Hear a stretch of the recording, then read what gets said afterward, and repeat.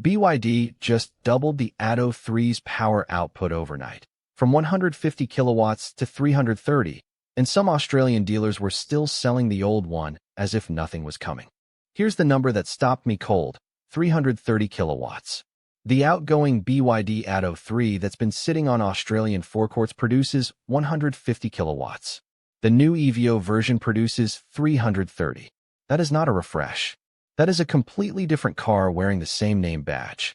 The BYD Atto 3 EVO is landing in Australia right now, and it brings with it an 800-volt electrical architecture, a 74.8 kilowatt-hour battery, and a claimed WLTP range of 510 kilometers.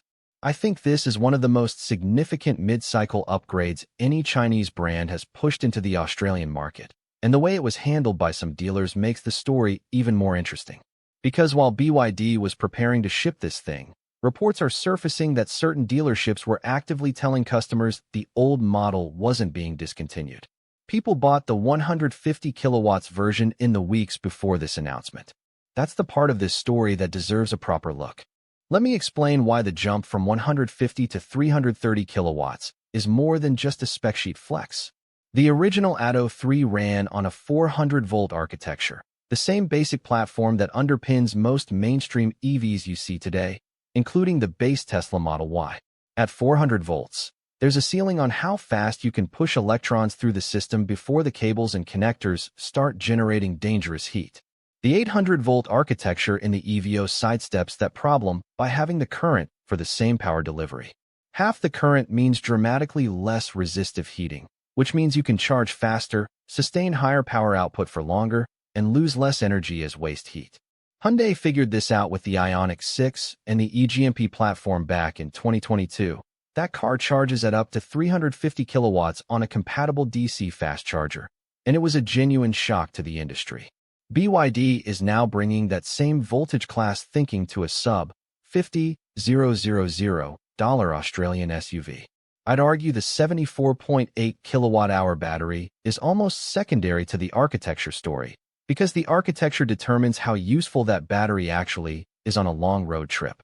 Before we go further, one number that changes the whole picture. The outgoing Atto 3 had a 58.56 kilowatt-hour battery. The EVO adds roughly 16 kilowatt-hours on top of that. That's not a software tune. That's a physically larger pack, which means BYD redesigned the floor structure. This is a ground-up engineering revision dressed up as a facelift. I was wrong about something for a while. 2 years ago, I thought BYD's biggest challenge in Western markets was range anxiety and brand recognition. I said that publicly on this channel. I underestimated a quieter problem: dealer network maturity. What's allegedly happening with the Atto 3 EVO rollout is a textbook example of what happens when a manufacturer scales faster than its retail infrastructure. Some dealers, according to multiple buyer reports, were telling customers that no replacement for the current Atto 3 was coming, encouraging them to buy the 150 kilowatts model now. Whether that was deliberate inventory clearing or genuine ignorance, I honestly don't know. But here's why it matters structurally.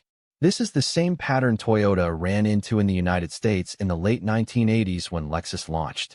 Toyota dealers were so invested in moving existing Camry stock that they actively downplayed the new brand. The solution then was a completely separate dealer network. BYD isn't there yet in Australia. It's still relying on a mixed network of dedicated and shared dealerships. I think this incident is going to force BYD Australia to tighten its communications pipeline significantly. The brand cannot afford a reputation for leaving recent buyers feeling burned, especially when the EV buyer community in Australia is small, vocal, and extremely online. If you bought an Atto 3 in the last 3 months based on dealer advice that no upgrade was coming, I genuinely feel for you, and I think you have a legitimate grievance. So where does this go over the next 12 to 18 months? 3 things I'm watching. First, pricing. The outgoing Atto 3 was positioned around the low to mid-40s in Australia before on-roads. If BYD prices the EVO aggressively, say, under $48,000 drive away, it puts the Hyundai Ioniq 5 standard range under genuine pressure because the Ioniq 5 sits closer to $60,000 for comparable range. That's a gap BYD can exploit loudly in marketing. Second, charging network compatibility. An 800-volt car is only as useful as the 800-volt infrastructure around it. Australia's DC fast-charging rollout is patchy outside the eastern seaboard corridors.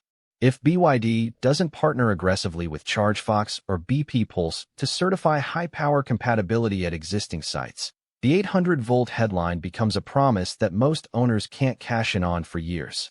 Watch whether BYD Australia makes a specific charging partnership announcement in the next 2 quarters. That will tell you whether the 800V spec is a genuine product commitment or a marketing number. Third, and most importantly for the brand, how does BYD handle the owners who got caught in the transition? A goodwill gesture, extended warranty, a service credit, a software feature unlock would cost almost nothing and generate enormous community goodwill. If they stay silent, that silence will be loud. So, bullish or bearish on the Atto 3 EVO? Here's where I land. Bullish on the car, cautious on the rollout. 3 things to remember from this. 1. The jump from 150 to 330 kilowatts is backed by a genuine architectural change to 800 volts. This is not a tune. It's a redesigned platform. 2. The dealer misinformation issue is a real and growing problem for BYD in markets where the brand is still building trust. How they respond in the next few months will matter more than any spec sheet. 3. Watch the charging partnership announcements. If BYD Australia doesn't lock in high-power DC compatibility at major corridor sites by end of 2025, the 800-volt advantage stays theoretical for most buyers. Now I want to hear from you specifically. If you were shopping for an electric SUV in Australia right now, does the Atto 3 EVO make you look twice? Or do you still reach for the Ioniq 5? Tell me in the comments. And if you want more of this kind of breakdown on Chinese EVs hitting Western markets, subscribe. I do this every week. Subscribe for weekly deep dives on Chinese EVs entering Western markets. And drop your Atto 3 EVO versus Ioniq 5 take in the comments below.